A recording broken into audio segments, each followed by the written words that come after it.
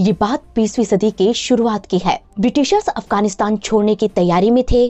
King Habibullah Khan Afghanistan से निकाले गए कई लोगों को वापस उनके देश बुला रहे थे। इन्हीं में से थे सरदार महमूद बेग तारजी, जिनके साथ थी उनकी खूबसूरत बेटी सोराया तारजी। कहते हैं कि तारजी फैमिली अफगानिस्तान के मोहम्मद जईब पश्तून कबीले से आती थी। मॉडर्नाइजेशन को सपोर्ट करने के कारण महमूद बेग तारजी को अफगानिस्तान छोड़ना पड़ा। यहाँ से वो सीरिया शिफ्ट हो गए, जहाँ के कैपिटल दमिश्क में 24 नवंबर 1899 को सोराया का जन्म हुआ। सोराया बचपन से ही काफी स्मार्ट थी।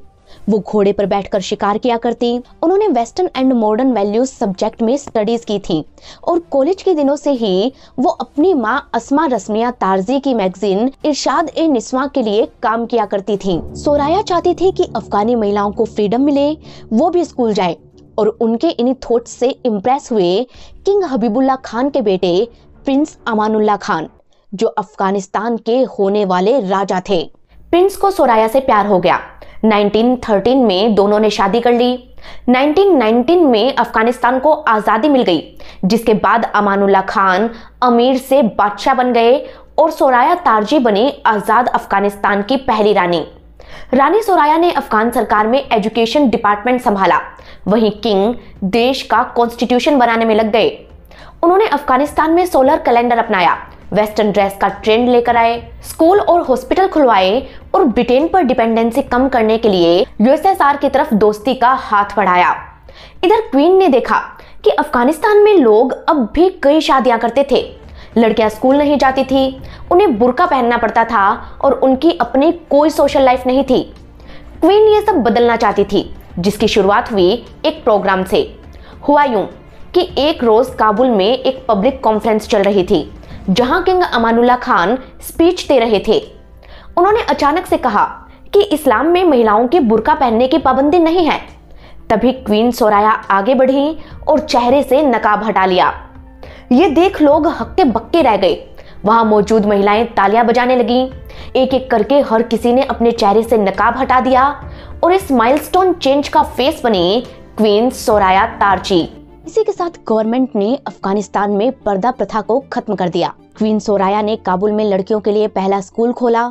एक से ज्यादा शादी और चाइल्ड मैरिज को बैन कर दिया गया। साथ ही फीमेल एजुकेशन को भी कंपलसरी कर दिया गया। कहते हैं कि अफगानिस्तान के शहरों में रहने वाले लोग सरकार के इन फैसलों से खुश थे, लेकिन गाँव में रहने वाले रिलीजियस और ट्राइबल लीडर इससे नाराज हो गए। उन्हें लगा कि ये सब उनके कल्चर के खिलाफ है, लेकिन क्वीन को किंग का साथ था। किंग अमानुल्लाह खुद कहते थे कि क्वीन सोराया ही अफगानिस्तान की एजुकेशन मिनिस्टर हैं। 1928 में क्वीन ने मस्तूरात स्कूल की 15 लड़कियों को हायर एजुकेशन के लिए टर्की भेजा, जिसके बाद वो विमेन एम्पावरमेंट का फेस बन गई और 1927 में टाइम मैगजीन ने उन्हें दुनिया की सबसे प्रभावशाली महिलाओं में से एक माना। दुनिया क्वीन सोराया की फैन हो चुकी थी। लोग उनसे मिलने के लिए बेकरार रहते थे, लेकिन फिर कुछ ऐसा हुआ कि क्वीन को न सिर्फ राजपाट बल्कि अपना देश तक छोड़ना पड़ा। हुआ यूं कि 1928 में क्वीन और किंग यूरोप दौरे पर गए, जहां उनका अच्छा खासा वेलकम हुआ। वैसे तो अफगानिस्तान के लिए ये गर्व की बात थी, लेकिन तभी इस टूर के फोटोग्राफ्स वायरल हो गए। इन फोटोज में क्वीन सोराया बिना बुर्के के स्टेज पर खड़ी थी। कई फोटोज में वो स्लीवलेस ड्रेस में थी और उसी स्टेज पर दूसरे लोग भी खड़े थे। वैसे तो ये कोई बड़ी बात नहीं थी, लेकिन अफगानिस्तान के कट्टरपंथी इससे भड़क गए। उन्होंने किंग अमानुल्लाह खान के खिलाफ विद्रोह छेड़ दिया, जिसे सरकार भी कंट्रोल नहीं कर पाई। साल भर में किंग और क्वीन को देश छोड़ना पड़ा, जिसके बाद तो अफगानिस्तान में मानो तख्ता पलट का सिलसिला शुरू हो गया। कई नेता आए और गए, लेकिन चैन से कोई राज नहीं कर पाया। जिसने भी ह्यूमन राइट्स की बात की, उसे कभी सत्ता तो कभी जान से हाथ धोना पड़ा। वेस्टर्न देशों ने यहाँ एंट्री की तो कबीले वालों ने उन्हें भी नहीं टिकने दिया। पहली बार में हार का मुंह तो तालिबान तक को देखना पड़ा। इसी वजह से अफगानिस्तान को ग्रेवयार्ड ऑफ एम्पायर्स का टाइटल मिला। लेकिन सवाल आता है क्यों कोई अफगानिस्तान को बदल नहीं पाता? क्यों बड़े बड़े एम्पायर यहाँ आकर तहस नहस हो जाते हैं? क्यों और कैसे मुल्ला उमर ने बनाया तालिबान और कैसे इस पूरी कहानी में एंट्री हुई ओसामा बिन लादेन की?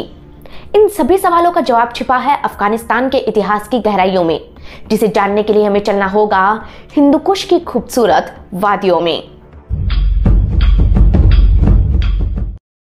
देश की राजधानी दिल्ली से करीब 2000 किलोमीटर दूर इस्लामिक अमीरात ऑफ अफगानिस्तान के बीचों बीच से गुजरती है हिंदू कुश माउंटेन रेंज। फराह, काबुल, कोकचा, कुनार और अरगंदब जैसी कई नदियां यहीं से निकलती हैं, जो अफगानिस्तान के 80% एरिया की सिंचाई करती हैं।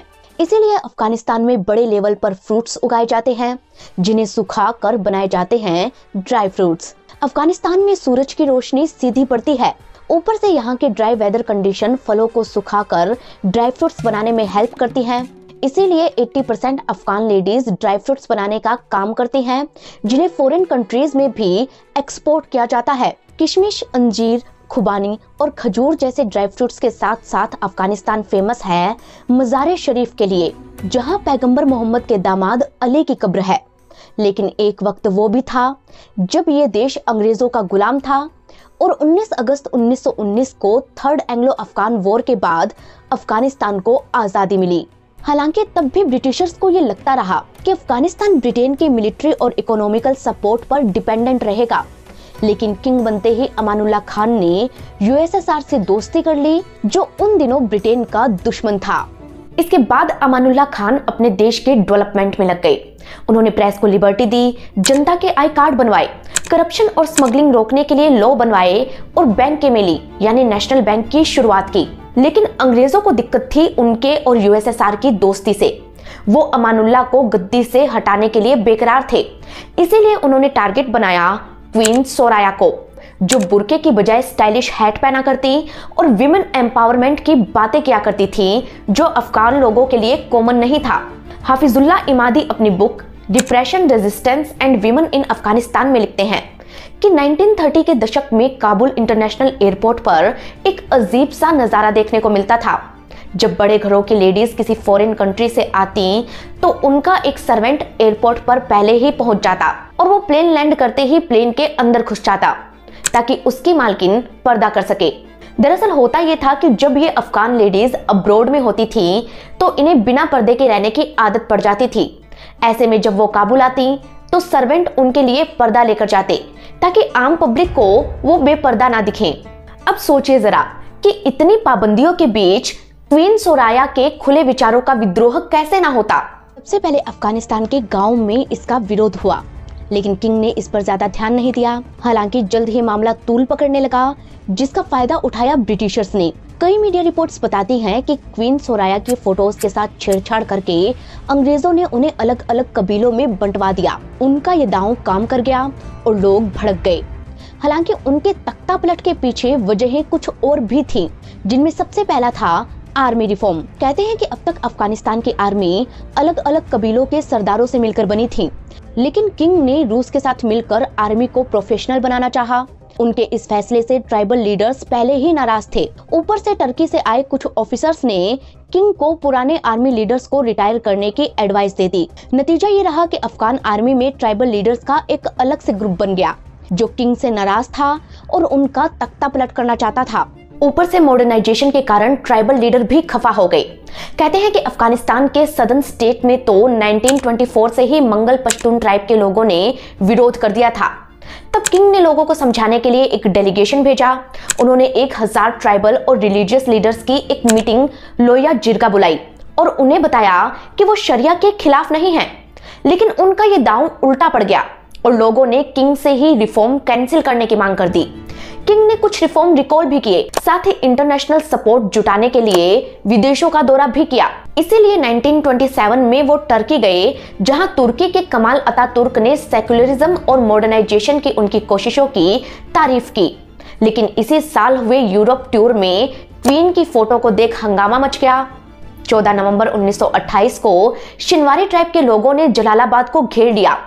उन्होंने टेलीग्राफ के तार काट दिए, सड़कें रोक दी और सरकार के आगे 10 डिमांड रखी, जिनमें से आधी महिलाओं के लिए थी। लेकिन सरकार ने इस विद्रोह को दबा दिया, जिसके बाद हुआ सकाविस्ट रिवोल्ट।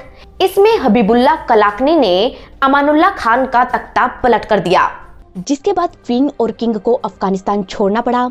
इन दोनों ने बॉम्बे में शेल्टर ली, जहां क्वीन सोराया ने एक बेटी को जन्म दिया और उसका नाम रखा प्रिंसेस इंडिया। हालांकि इसके बाद भी टसल चलता रहा और आखिरकार सत्ता हाथ लगी मोहम्मद नादिर खान के, जिन्होंने गर्ल्स स्कूल बंद करा दिए, महिलाओं पर छपने वाली मैगजीन बैन करा दी और बुर्का पहनना भी मैंडेटरी कर दिया ताकि लोग उनका साथ दें। लेकिन हुआ इसके उलट और 1933 में काबुल में एक स्टूडेंट ने उनका मर्डर कर दिया, जिसके बाद किंग बने नादिर के 19 साल के बेटे मोहम्मद जाहिर शाह और प्राइम मिनिस्टर बने उनके कजिन दाऊद खान। दाऊद कबीलों की ताकत जानते थे, इसलिए उन्होंने सारे रिफॉर्म इम्प्लीमेंट तो किए, लेकिन धीरे धीरे महिलाओं के लिए स्कूल तो खोले, लेकिन इन्हें नर्सिंग स्कूल का नाम दिया। उन्होंने काबुल यूनिवर्सिटी में भी लड़कियों को एडमिशन दिया। 1964 में वो एक लिबरल कॉन्स्टिट्यूशन लेकर आए, जिसमें 1/3 मेंबर्स पब्लिक को, 1/3 मेंबर्स राजा को चुनने थे। बचे हुए 1/3 मेंबर्स का चुनाव स्टेट असेंबली इनडायरेक्ट इलेक्शन से करवाती, लेकिन असल में सारी पावर तो राजा के हाथों में ही थी। ऊपर से रॉयल फैमिली पर करप्शन के एलिगेशन लगे। कहते हैं कि उन्होंने ना तो कोई खास डेवलपमेंट करवाया और 1971 में जब अफगानिस्तान ड्राउट की चपेट में आया तब भी लोगों की कोई मदद नहीं की। इस वजह से लोग नाराज हो गए और नाराजगी का फायदा उठाया दाऊद खान ने। कहते हैं कि उन दिनों अफगानिस्तान में कोई अच्छा हॉस्पिटल नहीं था, इसीलिए किंग जहीर शाह आंखों का इलाज करवाने के लिए इटली गए। तब पीछे से दाऊद खान ने पीसफुल तरीके से तख्ता पलट कर दिया और 28 जुलाई 1973 को अफगानिस्तान के नए राजा बन गए। इधर जान को खतरा समझकर जाहिर शाह इटली से वापस लौटे ही नहीं, जिसके बाद अफगानिस्तान पर दाऊद का रोल आ गया, जो अपने भाई से ज्यादा प्रोग्रेसिव थे। उन्होंने अफगान लेडीज को एयरलाइंस और टेलीकम्युनिकेशन डिपार्टमेंट में जॉब दी। वो बुर्के के भी खिलाफ थे। एक बार कंधार दौरे पर उन्होंने ऑफिसर से खुद कहा कि अपनी पत्नियों को बुर्का छोड़ने के लिए कहिए आप लोग। कहते हैं कि 1959 में जब वो प्राइम मिनिस्टर थे तब एक मिलिट्री परेड में वो अपनी वाइफ को बिना बुर्के स्टेज पर ले गए थे। ये पहला मौका था जब अफगानी लोग किसी प्रधानमंत्री की बेगम को बिना पर्दे देख रहे थे। उनके रोल में गवर्नमेंट जॉब करने वाली अफगान लेडीज बिना बुर्के के ऑफिस आती, जिससे कई मौलवी उनसे नाराज हो गए और उन्हें धमकी भरे खत भेजने लगे। वो कहते कि इस्लाम में रानी और शहजादी का बेपर्दा रहना मना है। तब दाऊद ने खुद मौलवियों को चैलेंज किया कि वो ढूंढ कर बताएं कि किस किताब में ऐसा लिखा है। कहते हैं कि एक भी मौलवी अपनी बात को साबित नहीं कर पाया, जिसके बाद दाऊद ने उन पर ध्यान देना बंद कर दिया। हालांकि अफगानिस्तान के गांवों तक डेवलपमेंट पहुंचाने में दाऊद भी नाकाम रहे। इसी वजह से जनता उनसे नाराज हो गई और तब कुछ लोगों ने मिलकर उनके खिलाफ People's Democratic Party of Afghanistan यानी पीडीपीए नाम से एक पार्टी बनाई। इस पार्टी की आइडियोलॉजी कम्युनिस्ट थी, इसलिए इसे यूएसएसआर का सपोर्ट मिला। धीरे धीरे पब्लिक का सपोर्ट भी पीडीपीए को मिलने लगा, जिससे खफा दाऊद ने पीडीपीए को बैन कर दिया और इसके एक बड़े लीडर मीर अकबर खैबर का मर्डर करवा दिया। दाऊद को लगा कि इससे उनके विरोधी कमजोर हो जाएंगे, लेकिन हुआ इसके बिल्कुल उलट। कहते हैं कि खैबर की मौत के बाद लोगों का गुस्सा इतना भड़क गया कि वो सड़कों पर उतर आए। आर्मी के कुछ बड़े ऑफिसर्स भी उनके साथ जा मिले, जिसके बाद 27 अप्रैल 1978 को दाऊद की पूरी फैमिली को ही मौत के घाट उतार दिया गया। अब अफगानिस्तान के नए लीडर बने मोहम्मद नूर तराकी। अब तराकी लाए थे कम्युनिस्ट गवर्नमेंट, इसलिए उन्हें सपोर्ट था यूएसएसआर का। तभी तो तराकी ने अफगानिस्तान की पूरी तस्वीर ही बदल कर रख दी। उनके रूल में अफगान लेडीज फैशन कर सकती थीं, ओपनली सड़कों पर घूम सकती थीं। उन्होंने रिलीजियस एजुकेशन को सिलेबस से हटवा दिया और विमेन एजुकेशन को भी कंपलसरी कर दिया। उन्होंने फोर्स वेडिंग पर बैन लगाया और शादी की एज बढ़ा दी। अब अफगान लेडीज गाड़ी चला सकती थीं, जॉब कर सकती थीं और उनके खिलाफ बोलने वाले मौलानाओं को भी चुप करा दिया गया था। सबको बराबरी का हक देने के लिए तराकी लैंड रिफॉर्म बिल लेकर आए, जिसमें बड़े जमींदारों की जमीनें लेकर उन्होंने सबको बराबर बांटना शुरू किया। उन्होंने एग्रीकल्चर लोन भी खत्म कर दिया ताकि छोटे किसानों को फायदा हो सके। लेकिन दिक्कत तब भी खत्म नहीं हुई। वो ऐसे कि जमीन छीने जाने से बड़े लैंड ओनर्स उनसे नाराज हो गए। वहीं रिलीजियस लीडर तो उन्हें पहले से ही सोवियत यूनियन का चमचा बता रहे थे। जब तराकी ने इनका गुस्सा दबाने की कोशिश की, तब नाराज लोगों ने अपने छोटे छोटे ग्रुप्स बना लिए। इन ग्रुप्स को लीड कर रहे थे इस्लामिक स्कॉलर्स, रिलीजियस लीडर्स और स्टूडेंट्स, जो खुद को मुजाहिदीन बताते थे। वो कहते थे कि उनकी लड़ाई इस्लाम को बचाने की है, इसलिए कुछ कबीले वाले और आर्मी ऑफिसर्स भी उनके साथ जा मिले। इन सबका मकसद पीडीपीए की सरकार को गिराना था, लेकिन सरकार इन्हें चुप कराने के लिए जुल्म ढाना शुरू कर देती है, जिससे खफा होकर हेरात रीजन में आर्मी की एक पूरी डिवीजन ने ही रिवोल्ट कर दिया, जिसे खत्म करने के लिए सरकार ने पूरी की पूरी सेना को ही लगा दिया। इस वजह से यहाँ 30,000 लोग मारे गए और इस तरह तराकी हेरात के रिवोल्ट को कुचलने में कामयाब हो गए। हालांकि जिंदा बचे मुजाहिदीन पहाड़ों में जा छिपे और वहां से गोरिल्ला वॉर करके अफगान आर्मी की नाक में दम कर दिया।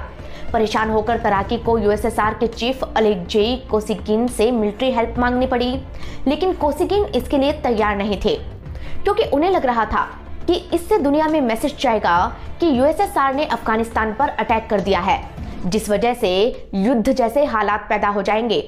लेकिन तराकी को मदद की जरूरत थी, इसलिए उन्होंने सजेशन दिया कि यूएसएसआर अपनी आर्मी अफगान आर्मी की यूनिफॉर्म में भेजे, ताकि किसी को खबर ना लगे और उनका काम भी बन जाए। कहते हैं कि तराकी का ये आइडिया कोसिगिन को पसंद आया, जिसके बाद यूएसएसआर के इंटेलिजेंस एजेंसी जीआरयू और केजीबी ने मिलकर एक बटालियन तैयार की, जिसमें खास तौर पर ताजिक, उज्बेक और तुर्क सोल्जर्स शामिल किए गए। कहते हैं कि इन लोगों की सूरत और सीरत काफी हद तक अफगानों से मिलती थी, इसलिए इस आर्मी का नाम मुस्बेट यानी कि मुस्लिम बटालियन पड़ा। लेकिन ये बटालियन अफगानिस्तान में एंटर कर पाती उससे पहले ही यूएसएसआर को खबर मिली कि तराकी की कैबिनेट में ही एक CIA एजेंट है जो ये सारी बातें अमेरिका तक पहुंचा रहा है। उस वक्त तराकी मॉस्को में थे जब उन्हें पता चला कि उनके अपने फॉरेन मिनिस्टर हाफिजुल्लाह अमीन एक CIA एजेंट है, लेकिन वो कुछ कर पाते इससे पहले ही CIA ने भी अमीन को बता दिया कि उनका भांडा फूट चुका है। अमीन जानते थे कि उनका बचना मुश्किल है, इसलिए उन्होंने अफगानिस्तान एयरपोर्ट पर पहुंचते ही तराकी की पूरी फैमिली का मर्डर करवा दिया। इसके बाद वो खुद अफगानिस्तान के प्रेसिडेंट बन गए, जिस वजह से यूएसएसआर टेंशन में आ गया। ऐसा इसलिए क्योंकि अब अफगानिस्तान की सत्ता एक CIA एजेंट के हाथों में थी। ऊपर से मुजाहिदीन ग्रुप्स तो पहले ही यूएसएसआर का विरोध कर रहे थे, यानी कि अमेरिका का दबदबा अफगानिस्तान पर बढ़ने वाला था, जिसे रोकने के लिए यूएसएसआर ने डायरेक्ट एक्शन की ठानी। सबसे पहले उसे अमीन को रास्ते से हटाना था, इसलिए उन्हें धोखे से कोको कोला में जहर मिलाकर पिला दिया गया, लेकिन अमीन फिर भी बच निकला। तब एक सोवियत एजेंट ने प्रेसिडेंशियल प्लेन में घुसकर अमीन का मर्डर कर दिया। इसके ठीक 1 साल बाद 1 लाख सोवियत सोल्जर्स काबुल में एंटर करते हैं और अब अफगानिस्तान पर कंट्रोल हो जाता है यूएसएसआर का। यूएसएसआर ने बबरक करमाल को अफगानिस्तान का नया प्रेसिडेंट बनाया, जो पूरी तरह एक पपेट लीडर थे। दूसरे देशों ने इसे क्रिटिसाइज किया, लेकिन यूएसएसआर का कहना था कि उसने अफगानिस्तान पर अटैक नहीं किया, बल्कि वो तो यहाँ स्टेबिलिटी लाने में हेल्प कर रहा है। हालांकि इस बात से अफगानी भड़क गए और ज्यादातर लोगों ने नाराज होकर अलग अलग मुजाहिदीन ग्रुप्स को ज्वाइन कर लिया। इधर प्लान तो अमेरिका के भी फेल हुए थे, इसलिए अमेरिकन प्रेसिडेंट जिमी कार्टर भी टेंशन में आ गए। उन्होंने साफ कहा कि इंडो पैसिफिक गल्फ रीजन में यूएसएसआर ने जो किया है उसके खिलाफ अमेरिका किसी भी हद तक जाएगा। कहते हैं कि उस दौर में अमेरिका के एशिया में 2 ही दोस्त थे, पाकिस्तान और सऊदी अरब। ऐसे में यूएसएसआर अगर अफगानिस्तान को कंट्रोल कर लेता तो अमेरिका पूरे एशिया को डोमिनेट नहीं कर पाता। यूएसएसआर को रोकना जरूरी था, इसलिए अमेरिका ने शुरुआत की प्रॉक्सी वॉर की। कहते हैं कि अमेरिका ने कई इस्लामिक कंट्रीज को एक साथ लाकर दुनिया को ये दिखाने की कोशिश की कि यूएसएसआर ने इस्लाम पर अटैक किया है। पाकिस्तान को करोड़ों डॉलर देकर उसने वहां ट्रेनिंग कैंप बनाए। अमेरिका पाकिस्तान के इस जॉइंट ऑपरेशन का नाम था ऑपरेशन साइक्लोन, जिसमें अमेरिका जैसा सुपर पावर खुलेआम मुजाहिदीन तैयार कर रहा था। वो इन मुजाहिदीनों को फ्रीडम फाइटर बताता। उसने सऊदी अरब के साथ मिलकर मकतब अल खिदमत नाम से एक अलग ऑर्गेनाइजेशन बनाया। उसने लोगों को समझाया कि ये एक ओपन वॉर है जिसमें सबको पार्ट लेना चाहिए। नतीजा ये रहा कि कई नौजवान इस्लाम के नाम पर इस लड़ाई में शामिल हो गए। इन्हीं में से एक था सऊदी अरब का young billionaire Osama bin Laden. Laden, Abdul Azam और ओमर खरद, ये तीनों पाकिस्तान में मिलते हैं और डायरेक्ट फाइट में पार्ट ना लेकर मुजाहिदीनों को ट्रेंड करने, स्ट्रेटजीज बनाने और फाइनेंशियल हेल्प करने जैसे काम करते हैं। यहीं से उनके हाथ सारे मुजाहिदीनों का डेटा लगता है और ये बनाते हैं एक नया ऑर्गेनाइजेशन अलकायदा।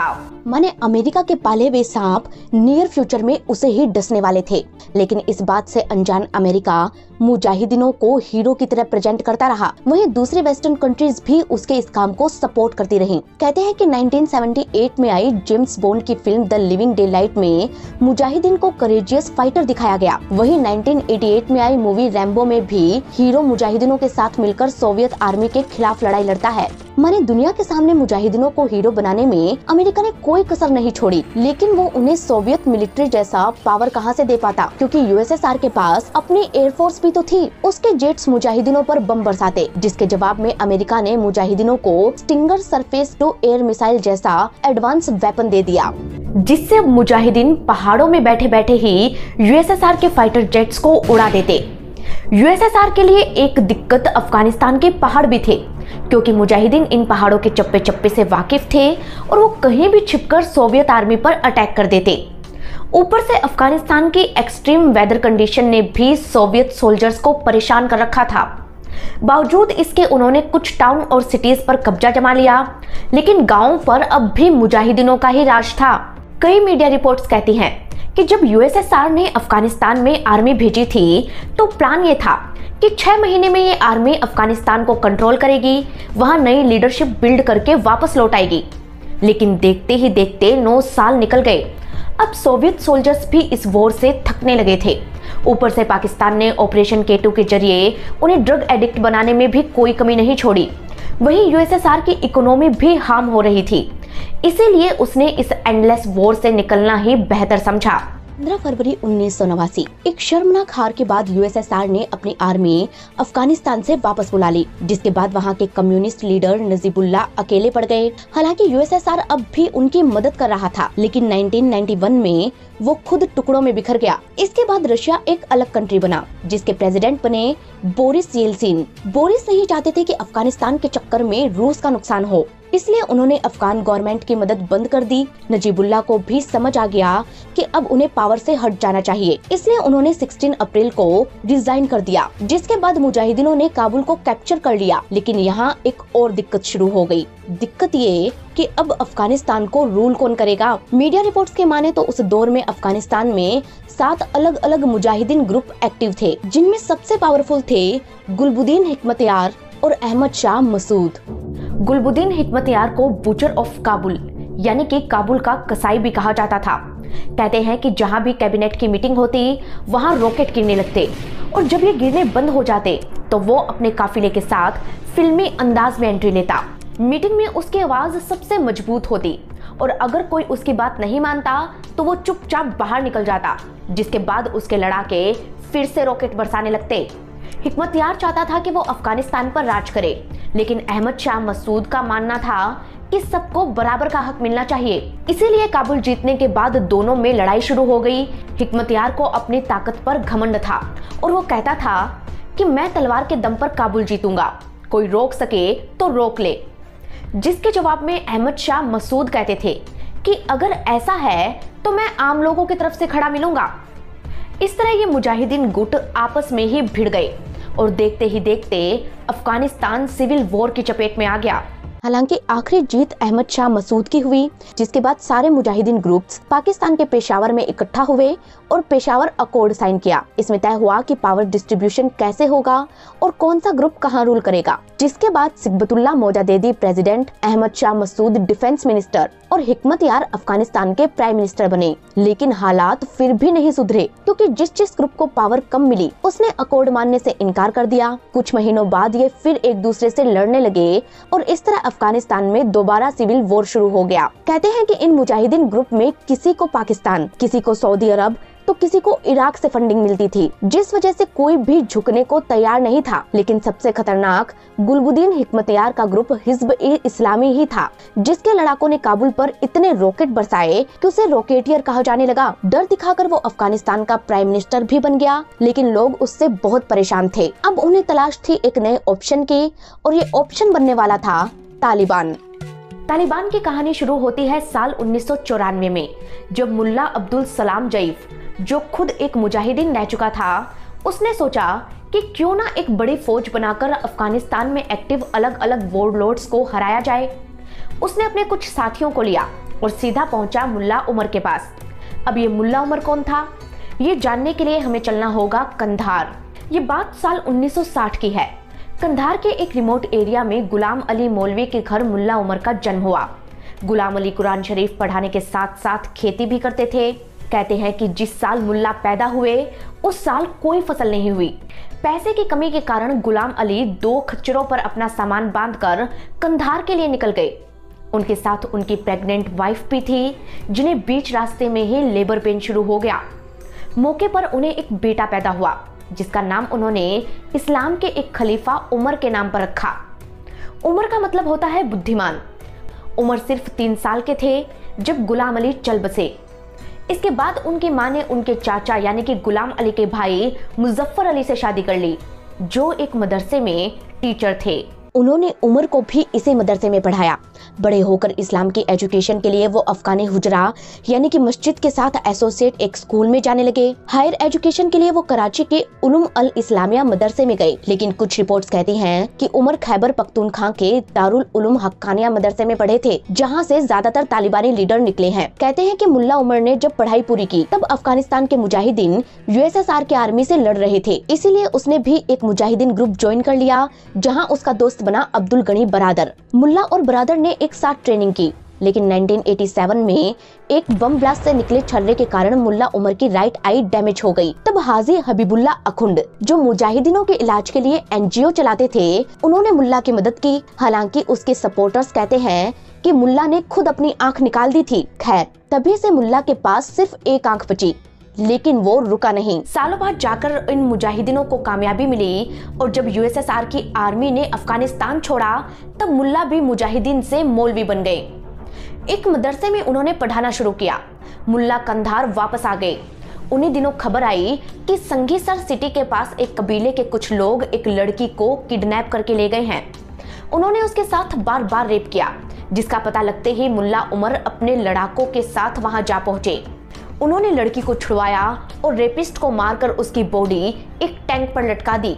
यहाँ मुल्ला ने स्पीच दी कि अब किसी की जोर जबरदस्ती नहीं चलेगी और सब कुछ इस्लाम के मुताबिक होगा। कहते हैं कि मुल्ला उमर के खौफ से उस कबीले के जुल्म बंद हो गए, जिसके बाद लोगों ने मुल्ला को मसीहा मान लिया। कहते हैं कि जब जयीफ मुल्ला के पास पहुंचा तो मुल्ला को भी उसका आइडिया पसंद आया, जिसके बाद दोनों कंधार के पास संगीसर मस्जिद में गए, जहां 50 लोगों ने मिलकर तालिबान बनाया। पश्तो लैंग्वेज में स्टूडेंट को तालीम कहते हैं, क्योंकि मुल्ला उमर ने अपने स्टूडेंट्स के साथ मिलकर ये ऑर्गेनाइजेशन बनाया था, इसीलिए इसका नाम रखा तालिबान। तालिबान का मकसद था अफगानिस्तान पर इस्लामिक रूल, क्योंकि ये मानते थे कि अफगानिस्तान में इस्लाम को वो जगह नहीं मिली जो मिलनी चाहिए थी। जब तालिबान बना तब मुल्ला उमर ने एक कहानी चलाई और लोगों से कहा, मेरे सपने में एक अफगान औरत आई और कहा कि हमें आपकी मदद की जरूरत है, आपको उठना होगा, अराजकता को खत्म करना होगा, अल्लाह आपकी मदद करेगा। वो कहते थे कि हम बाहर के लोगों और क्रिमिनल्स को देश से निकाल फेंकेंगे। इसके बाद मुल्ला ने अपने इमेज को और स्ट्रॉन्ग करने की ठानी और 2 साल बाद यानी कि 1996 में उन्होंने कुछ ऐसा किया जिसके बारे में कोई सोच भी नहीं सकता था। अफगानिस्तान में खरका शरीफ नाम की एक जगह है जहाँ एक मजार बनी है। इस मजार में एक बॉक्स था और इस बॉक्स में था एक लबादा। लबादा यानी कि कपड़े, लेकिन ये कोई आम कपड़े नहीं थे। इनके बारे में कहा जाता था कि इन्हें पैगंबर मोहम्मद साहब ने पहना था। दशकों पहले एक राजा ने इस ड्रेस को दरगाह में रखवाया था, जहां तक पहुंचने के लिए 3 दरवाजे थे। तीनों पर अलग अलग ताले लगे थे, जिनकी चाबी अलग अलग लोगों के पास थी। इन दरवाजों को पार करने के बाद भी एक कोठरी आती थी, जिसमें एक के अंदर एक 3 बॉक्स रखे थे।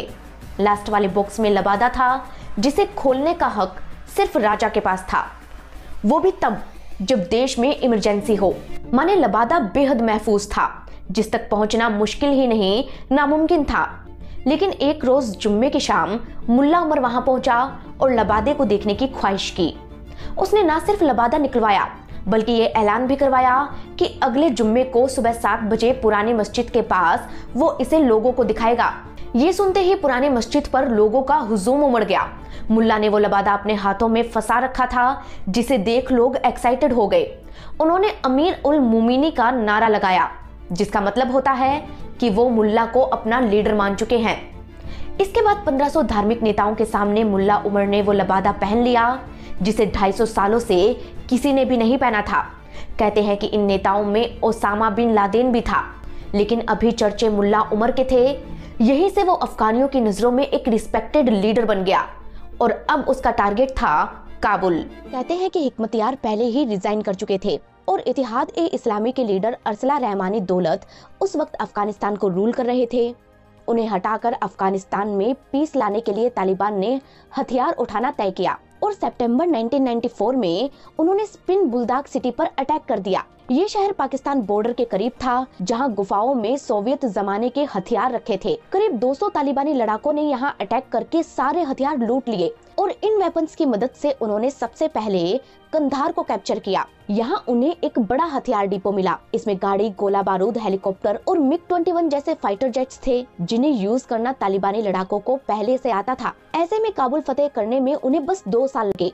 1996 तब तालिबान ने यहाँ अटैक किया और सरप्राइजिंगली लोगों ने उनका वेलकम किया, क्योंकि लोग गुलबुद्दीन हिकमतयार से बेहद परेशान थे। वो 50,000 लोगों का मर्डर करवा चुका था। उसने आधे से ज्यादा काबुल को बर्बाद करके रख दिया था। ऐसे में जनता को तालिबान में ही मसीहा नजर आने लगा। इधर तालिबान ने बड़ी आसानी से काबुल पर कब्जा करके PDPA चीफ नजीबुल्लाह को मार डाला और उनकी बॉडी को ट्रक के पीछे बांधकर सड़कों पर घसीटा। अफगानिस्तान का नाम बदलकर उन्होंने इस्लामिक अमीरात ऑफ अफगानिस्तान कर दिया और यहीं से अफगानिस्तान पर तालिबान का रूल शुरू हो गया। पाकिस्तान, UAE और सऊदी अरब ने उन्हें मान्यता भी दे दी। हालांकि वो काबुल से 100 किलोमीटर दूर पंजशेर वैली को नहीं जीत पाए, क्योंकि वहां अब भी अहमद शाह मसूद का रूल था। अहमद ने तालिबान को कट्टरपंथी बताकर उनके साथ आने से मना कर दिया। अगले 5 साल में उन्होंने तालिबान को 9 बार हराया। धीरे धीरे उनके पुराने दुश्मन भी उनके दोस्त बन गए और सबने मिलकर नॉर्दर्न अलायंस नाम से एक सरकार बनाई, जिसे भारत, तुर्कमेनिस्तान, ईरान, रूस और टर्की जैसे देशों ने काफी सपोर्ट किया। कहते हैं कि मसूद कपड़े से लेकर हेलीकॉप्टर तक इन देशों से लेते थे, लेकिन उन्होंने कभी भी मिलिट्री हेल्प नहीं ली। 1998 में एक बार मज़ार शरीफ के पास तालिबान ने ईरान एम्बेसी पर अटैक करके 10 डिप्लोमेट और एक जर्नलिस्ट को मार डाला था। तब ईरान ने अपने 1 लाख सोल्जर्स भेजे, लेकिन मसूद ने उन्हें समझाया कि वो USSR वाली गलती ना करें। तब जाकर ईरान बैकफुट पर आया। फिर सवाल ये आता है कि आगे क्या हुआ? तालिबान और अहमद शाह मसूद की ये जंग कहां तक पहुंची? कैसा था तालिबान का फर्स्ट रूल? कैसे 9/11 अटैक बना तालिबान का काल? क्यों मुल्ला उमर ने ओसामा के लिए अमेरिका से पंगा मोल लिया? और कैसे एक बार हारने के बाद तालिबान ने फिर से किया कमबैक? दोस्तों, अफगानिस्तान क्यों फेमस है? क्या है यहाँ की सबसे खास बातें? आज ये इंडिया का पक्का दोस्त क्यों है? और क्यों अफगानी पाकिस्तान वालों से इतनी नफरत और भारत से इतना प्यार करते हैं? इन सभी सवालों के जवाब छिपे हैं कुछ और कहानियों में। ये कहानियां भी हम आपको सुनाएंगे अगर आप चाहेंगे तो। लेकिन इसके लिए आपको हमें कमेंट करके बताना होगा। साथ ही ये बताना ना भूलें कि आप हमें कहां से देख रहे हैं और ये रिपोर्ट आपको कैसी लगी। हम मिलेंगे आपको अगली कहानी के साथ। तब तक के लिए धन्यवाद।